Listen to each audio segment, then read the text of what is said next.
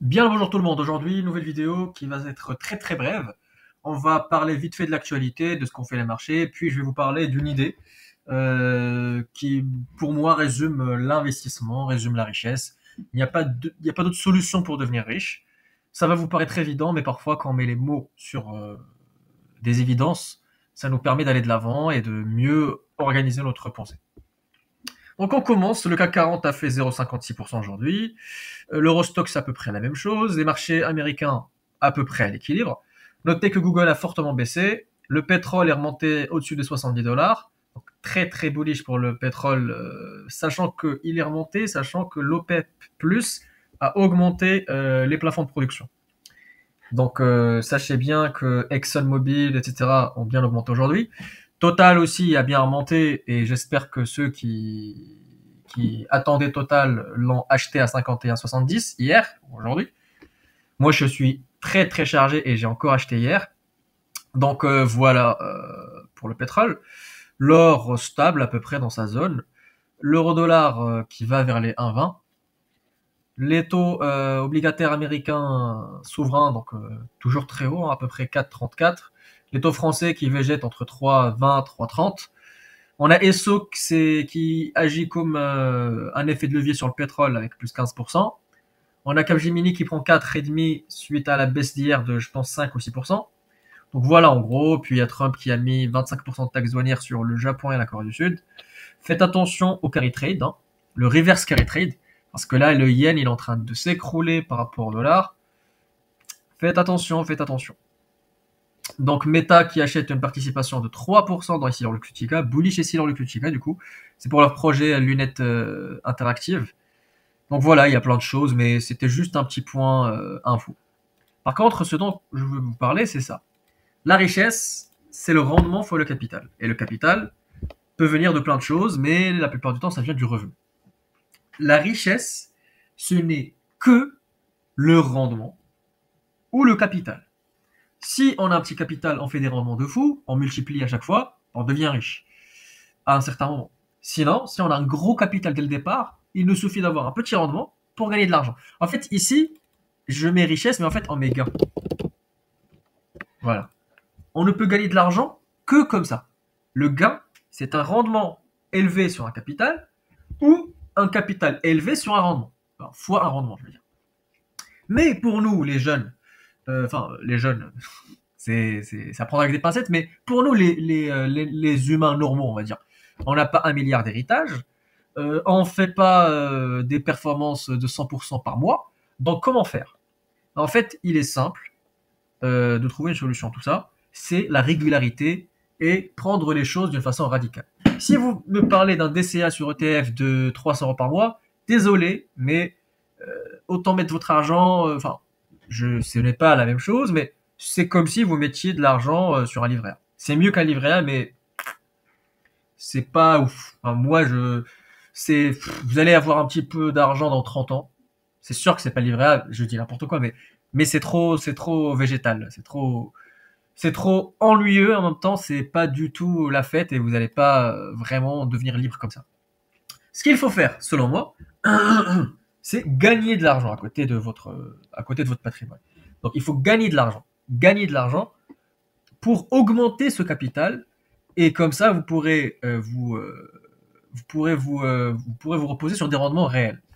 Si vous faites 10% par an, totalement possible, grâce aux dividendes, à l'appréciation du cours, etc. C'est très bien. Par contre, faire du 10% quand on a 1000 euros, ça fait quoi? Ça fait 100 euros. C'est rien. Par contre, si vous avez 1 milliard et que vous faites 10%, ça vous fait 100 millions.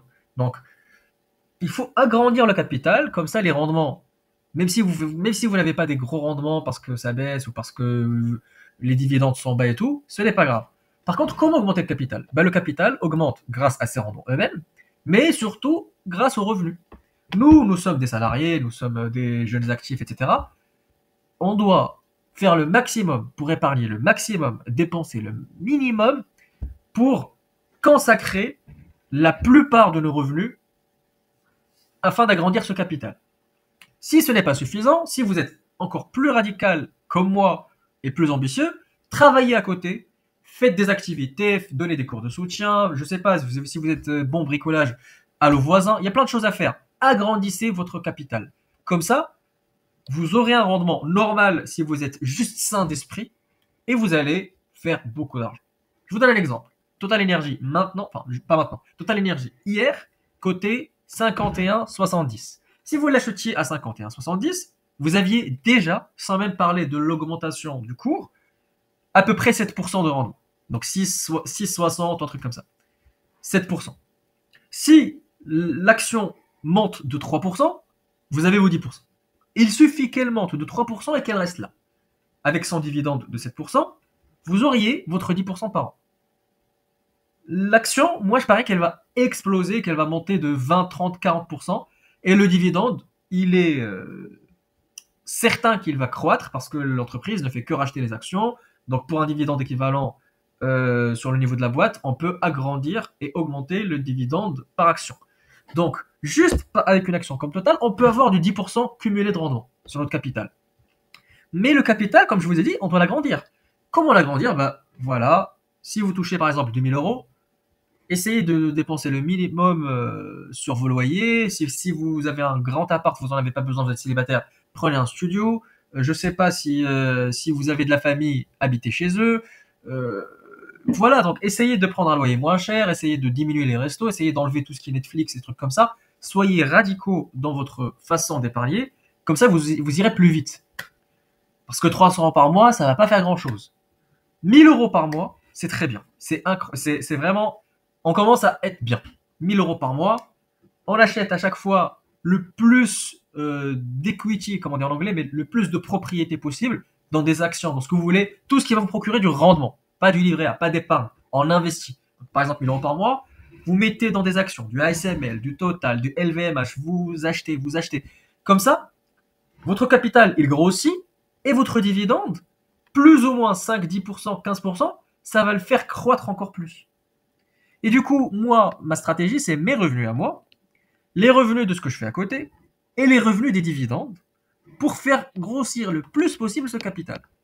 Bien évidemment, pas l'achat de dividendes comme ça bêtement, mais j'achète des choses qui sont sous-évaluées, qui sont solides, et où le dividende devra croître, et dans lesquelles le sous-jacent lui-même est censé croître comme des actions sous-évaluées. Donc c'est comme ça que le capital, il augmente vite. Le rendement, comme je vous ai dit, 10%, avec un capital que vous cessez d'arroser chaque mois, vous allez avoir vite des gros chiffres. Même en commençant de zéro.